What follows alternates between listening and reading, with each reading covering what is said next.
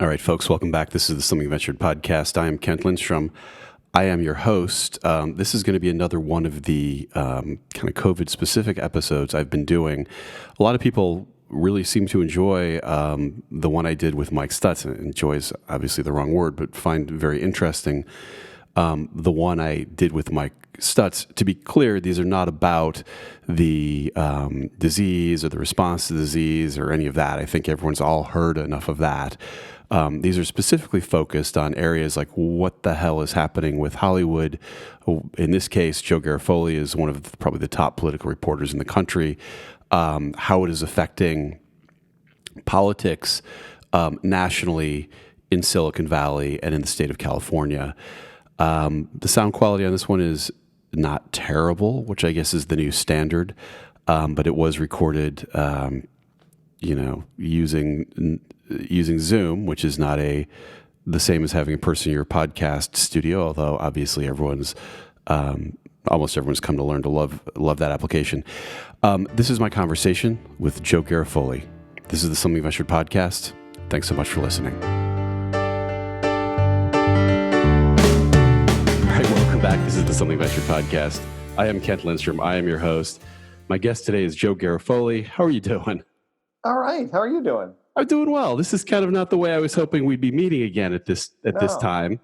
There's no beers afterwards. I know that's the bad part. Ridiculous.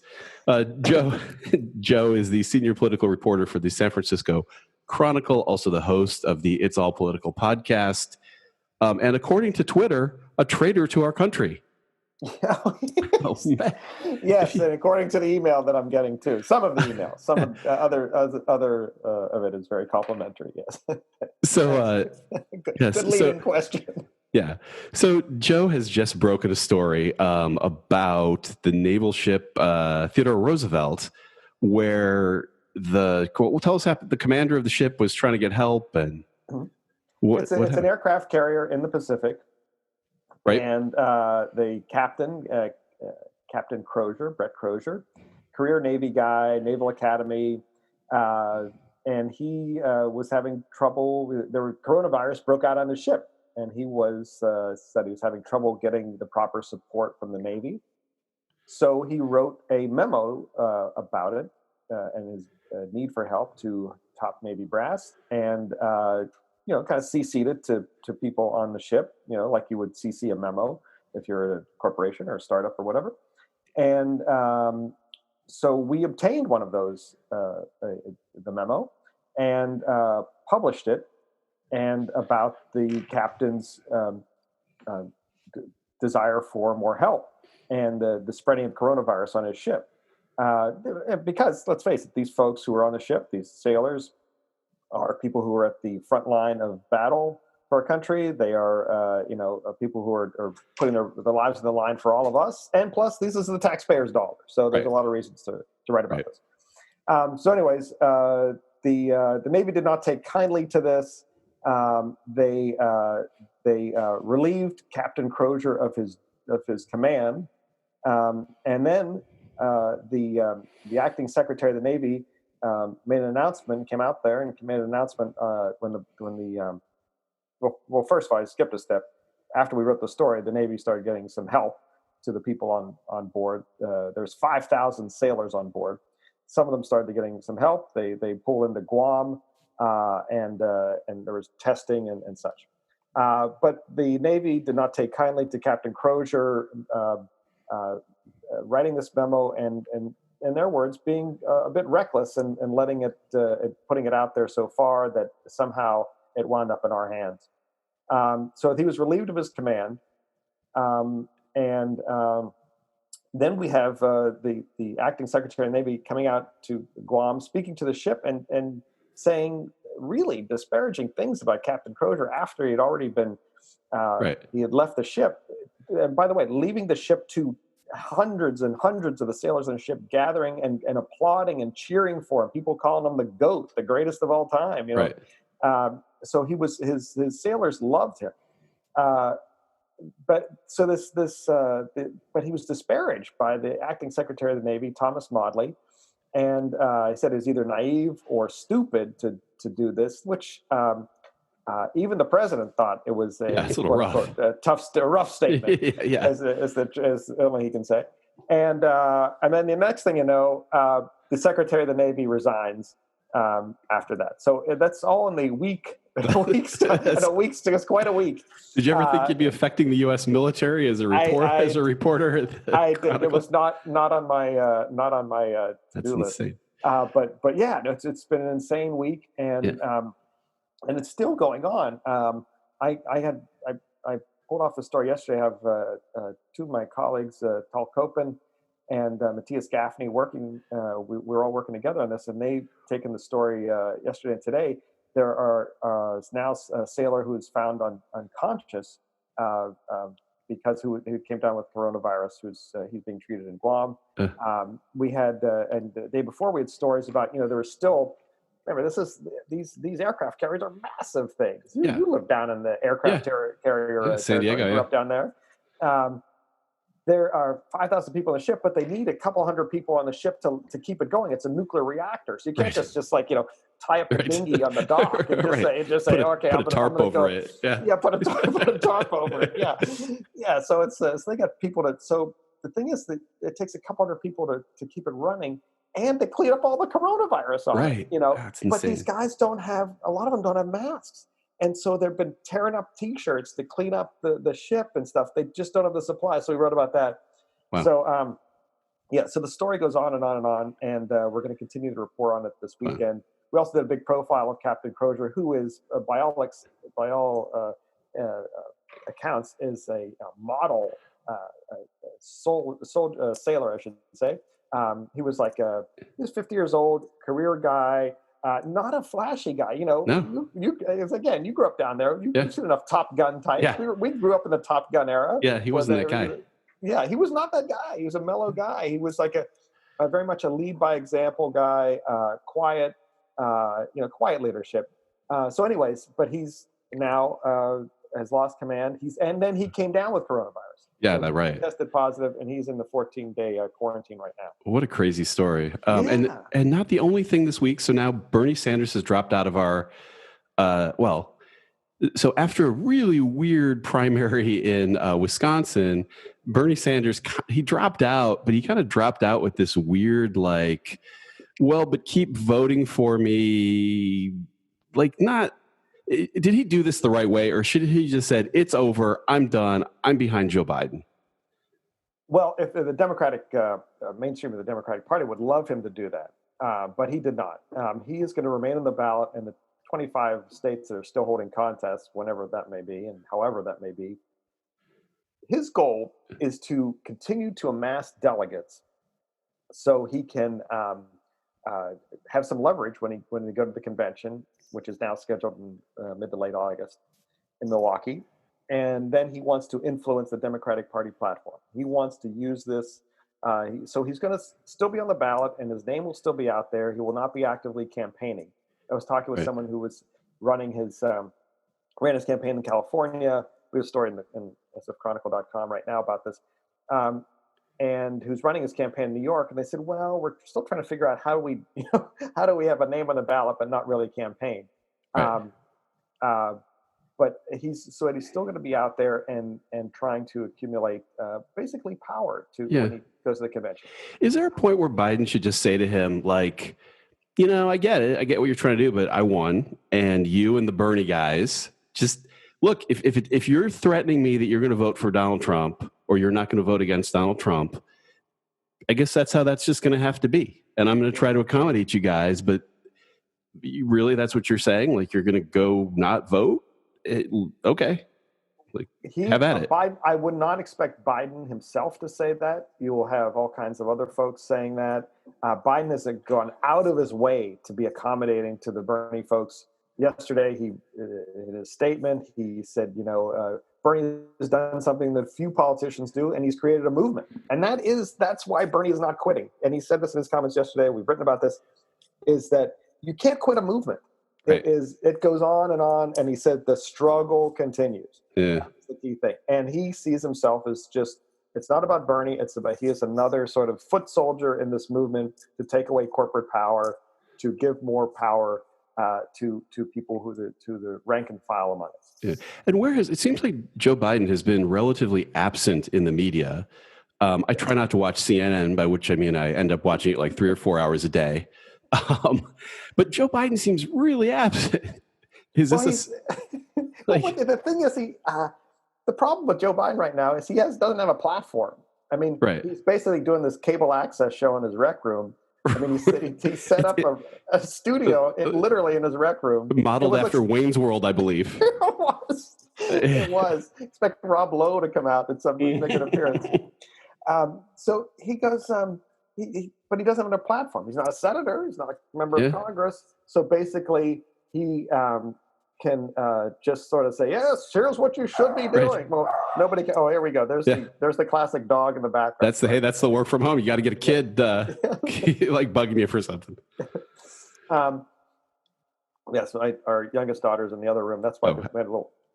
She's taking a class right now at UC Davis. So, nice. But yeah.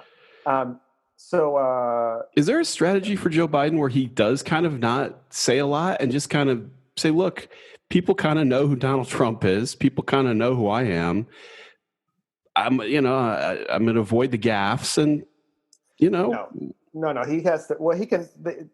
What he needs to do is build enthusiasm right now. There's a poll that came out the other day that said 24% of Joe Biden's own supporters are, quote unquote, very enthusiastic about him. That's half as many that are very enthusiastic about the president. So, not look at raw numbers, but in terms of you need to have some kind of juice behind you. And that's what he needs from the Bernie people. That's what they got. They're all juice. I mean, they're way into Bernie. They're way into voting. They're way into all this stuff. But Joe Biden doesn't have those people. The people support him for very practical reasons. They support him because they think he can win. They don't support him because, man, I love Joe Biden. I love what he's saying. He's saying something new and different. Well, he's not really saying anything different. He's saying that people like, I hate Trump, and this guy is the best chance to beat him. Right. Will there be this is the second most interesting question here, but will there be a convention now? Like, what are these primaries just seem like they're going to be weird. Like, are a bunch of Biden people not going to show up for the primary because he's won, but then Bernie's going to win because, like, the Bernie guys actually show up? And is the convention, what's like? No, I don't think, I mean, it's weird because, people have to vote online if they're, for the most part, or not online, vote by mail. Yep. And in Wisconsin, they had a record number of people pulling vote by mail ballots, but at the same time, they only had 5 polling stations in the city of Milwaukee. That's like, if Milwaukee is about the size of a little bigger than Oakland. Yeah. So 5 polling stations in all of Oakland. That's insane. Just crazy. Yeah. So, I mean, I don't think we're going to see a scenario where the Bernie people, Bernie wins. All right. Well, turning to the president, if he does, he's so far behind that that it wouldn't really matter. And if that were to happen once, then you'd see the Biden thing would come back to life. Get out the vote. Yeah. Get out the vote. Like crazy. So what are your odds that there will be a presidential election? What do you think? I think there'll be one. Do you think Donald Trump will make a move if, like, the numbers aren't looking his way? Like, wartime, we need to delay this. Jared told me there's some problems at the polling place. He will put Jared in charge of elections. Is He Went to Jared one of the best op-ed titles you've heard in a while? From the New York Times. It's that guy has the biggest portfolio of anyone ever. Oh my goodness! Whatever happened to this? He fixed the Veterans Bureau, and then he got peace in the Middle East. Where does he find the time? What else is he doing? Where does he find the time? Really not working efficiently enough. Well, so let me ask you, what does this look for the Republican Party? It just seems crazy to me, and I'm in San Francisco with a bunch of, like, liberal friends and all that, but this sort of it seems to me crazy that there's this level where one of the governors was just talking about how we just realized that this thing might be transmit virally or transmit virally, symptoms. Yes. I believe it's the governor of Georgia who said, I just learned that asymptomatic people, and this is probably 5 days ago, 6 days ago, I just learned that it can be transmitted asymptomatically. And I was I mean, like, it's just dude, you're the governor. I mean, who are you getting your info from? right. And there was some guy in one of the Dr. Nick and the Simpsons. Right. One of the Republicans in Wisconsin was kind of like wearing basically a hazmat suit and telling people it was safe to come out. Like, like at this point, if you look at the Ukraine thing, I could see like a kind of Donald Trump supporter saying, well, it happens all the time probably, and he got caught and he plays, like, you could kind of see it. It seems like with this, it's at the point where I just don't know how somebody doesn't see it. Am I just like a liberal that just sees what I want to see, or like, because I think Trump's support is still pretty solid with his people. Very, very solid, very solid. So. And the answer is yes and no. Yeah. My faith. The many of the Trump supporters are people who are so disillusioned with government and not in just government but institutions of all kinds, and so they say, screw this, everything's a conspiracy, the system isn't working for them, and so that's part of his base, and so that's why you don't see his numbers dropping below. I mean, 35% would be the low point. Now he's close to the 50% support. Right. But then you also have people, wealthier people are like, hey, I like the tax breaks. It's been good for me.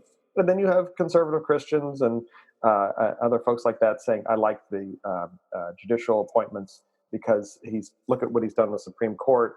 That's a conservative court that's going to be there for decades. So that's what he. That's what that's the base of his support, and that's not going anywhere. None of those people. It's I mean, if a pandemic isn't going to move people, I don't know what else would. Yeah, forget shooting people on Fifth Avenue. Yeah, no, this is really take out greater numbers than that. Yeah. It's a new level. And in stark contrast, did Joe Biden, by the way, make a mistake when he said, I'm going to pick a woman for VP? Does he wish he could pick Andrew Cuomo or Gavin Newsom at this point? No, I don't know if he made a mistake. I think that I mean, that's something that's been, let's look like ever since literally the day that Trump got in, took the oath of office. We had the Women's March right after that. There's all the energy in the party has been behind women, or women have been behind all the energy in the party. And record numbers of women being elected to Congress. I think it was, that's a pretty solid move. The challenge for Biden is, though, he now he's Kamala, right? Isn't that his? She's actually fundraising with him this week, so that's a big sign. Like it's going to be, come on now. Now she is not a favorite of the Bernie crowd. They want someone much more progressive. They want an Elizabeth Warren or someone like that, and that's not going to happen. I really don't think he's going to pick Warren because he wants someone who is going to be simpatico with his political beliefs. Warren is not simpatico with his political beliefs. Amy Klobuchar is, that she is not going to get a lot of excitement among folks who are people of color because she has a sort of a narrow band of influence there in the upper Midwest. And so a lot of Kamala looks like she would be the likely choice. Right. There might, who knows? It might be the governor of Michigan, Gretchen Whitmer, but she's, pretty new on the scene. She's only been governor a couple of years. She's very solid, by the way. I've interviewed her. She has a great story where she is one of the first, not the first woman to be governor. That was Jennifer Granholm. But she said when she entered the legislature in Michigan, there were more men named John than women in the legislature. One of the great stats of all time. Oh man! But anyway, so I don't know where Biden is. He's looking at about 7 women right now. He's vetting about 7 women. Does he have them all in a binder? I hope. Binders and binders of women. That is excellent knowledge. Look at that. Thank you. But the governor, I heard a kind of interesting idea that might be being proved out this week. Is when they have the debates and they try to figure out how to let people stay or not stay in the race, and you have to get a certain amount of money and a certain percentage polling. One idea might be that if you're a governor, you just get to stay longer. Like we just get a longer look at you if you're a governor. I just think if you look at like Andrew Cuomo and Gavin Newsom, they just seem to be like just delivering it.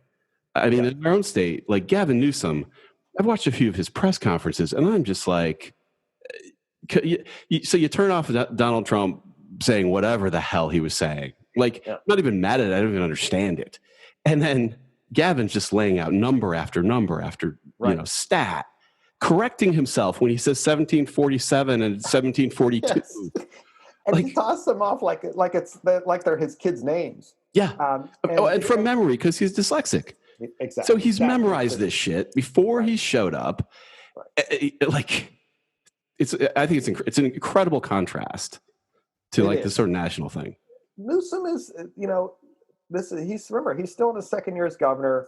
Right. This was obviously his most major test, and he's doing very well so far. And he's doing very well, and a number of things: marshaling the resources, starting the shelter in place earlier, which has kept California's numbers down. And also sharing the resources too. Sharing the resources. He sent ventilators to New Jersey yesterday with a note on it. He's played the politics very well too. He does not take the president's bait. Nope. Every day, my fellow reporters ask. There's one question about the president said X.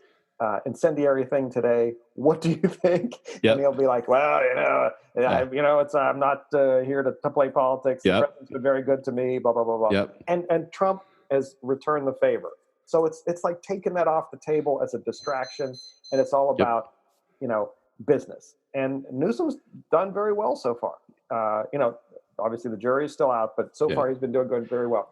Andrew Cuomo has also done very well. I did something the other day, sort of comparing the two. And totally different styles. I mean, Cuomo is like, let's face it, he's a bureaucrat. He was a guy who was born and raised in first of all, he was born and raised in a political family, and but he also spent a lot of time at HUD, Housing and Urban Development in Washington. Right. So he knows how bureaucracy works.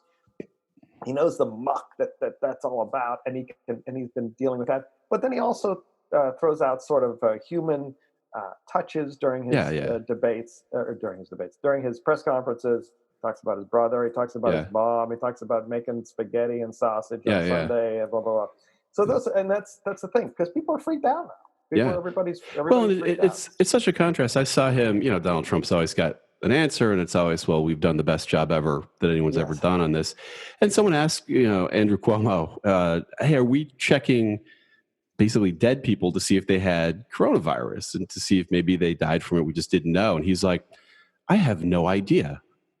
You're like, oh, that seems like a fair answer. Refreshing to know that not everyone is infallible. No, it's that's the thing. And they both have accepted responsibility. Both Newsom and Cuomo say, it's on me. Yeah. Trump, on the other hand, said, I take no responsibility for anything that I've done. Yeah, Gavin keeps saying, like, my responsibility, we should have had more ventilators, even though I don't know how the hell he would have done that. I mean, like, if you're looking to, cut state budgets, it's that you're like, wait, why do we need all these ventilators? What's this for? Right. Yeah. No. And so when this is, kind of heading toward the end here, but I wanted to ask you, so we've done this kind of grand experiment of sheltering in place, but it just seems like the test for Newsom, like, what of the California economy? Like, seems like millions of small businesses and people are just going to get washed off the deck if this thing continues. Just like, not like we had the homeless thing super figured out before. Right. I mean, what is the, like, how long can he keep this experiment going? Not experiment, this, it's wise and all that, but is there a point where it's like, you're just going to be killing people in other ways? Right. That's the even scarier part than the pandemic itself, is the economic scary part. And we don't know. I mean, what are the projections I've seen now is that the unemployment rate in California could at least double. Right. We could have, and even look in the last couple of days, look who's laying people off. Yelp laid off 1,000 people. Tesla. It's super weird too, because if you're in like the tech bubble, which I am, for every Yelp, there's another company that's killing it, like Zoom, right, or the delivery services. So that's really weird. And Yelp, that is terrible news today. But it's these small businesses, like we got a message from our I guess, hairdresser. Well, not mine, my girlfriend's. And I was like, I think you're going to the same person I am. yeah, I'm going to say the same razor. But they're like, okay, please come back May 1 when this thing opens. Yeah. And the subtext is like, or we'll be gone forever. Like, or that's, Right. and like, it just seems like it's just insane. It is. What most small businesses have enough to tide them over for a month, and then the Right. help from the federal government's might not be here for a couple of months. So Right. I mean, how do they do that? And they're not irresponsible. They have, restaurants have slow nights, slow weeks, slow season. They didn't bake in like zero revenue for month after month. Like nobody does. Right. And it's hard. People are, we're trying to support local folks with the takeout, once or twice a week, but it doesn't work. It doesn't work. Like I've watched it in my neighborhood. Like they cut down from 13 employees to 2, which is the owner and somebody in back cooking. Nobody's buying booze. And then a week later, it's hey, that's it. After 30 years, we're done. Yeah. And it's just it's insane. And what happens to those people? And what happens to all the storefronts? I mean, can they get back into their old places? I mean, we don't know. I mean, how are they going to raise capital to get back in? Yeah. Now these small business loans don't seem to be enough that are going out from the federal government. They've already been tapped out, and only if you have a relationship with a bank can you get a loan. Right. There's a lot of. I mean, that legislation was put together in a week. Yeah. So it was basically, okay, we're doing something. We're getting money out the door. Well, and loans are usually so you can buy stuff in advance and then sell it later. Like that's the whole point of a loan. If it's just like we're giving you money while you're closed for months, it just doesn't seem like it'll work. And it just seems like the hole in California's economy is going to be insane. Yeah, and it's already it's hitting different parts of the state in different ways. Southern California, the tourism industry is getting crushed. Hollywood's gone or shut down for production. Yeah, gone. All the beaches in Southern California, the hotels, the travel industry. Same thing with up here, in the Bay Area. That's a major part. We have 15 million people visiting San Francisco every year. That's a huge hit. And also, the other thing I wrote about this a couple weeks ago is there's no help in any of these bills or legislation for undocumented folks. Right. And boy, I talk about getting heaped when I wrote about that is from people. There are 4,000 people who are non-citizens who work at San Francisco International Airport. They don't get any help. What happens to them? If they're out of work for a couple weeks, couple months, several months, they're out in the street or what happens? And so that backbone of the economy, what happens to them? Yeah. So it's a lot of there's so many moving parts here that we've never dealt with before. Do you guys have any sense of how what happens with, because we've already got May 1, we've already extended the shelter in place to. I mean, what do you think the play is for Newsom? He can't just go forever before people just start. Like, I think some of these small businesses will just kind of reopen and be like, if you have to find me, it's either that or I'm gone forever. Yeah, that is going to be a huge test. We don't know how long people take. When's the risk of getting the virus worth more than the economic risk, the health risk, and will their customers show up? Will people be like, well, fine, maybe we flatten the peak or whatever. I'm gonna roll the dice and see if it's okay. Yeah.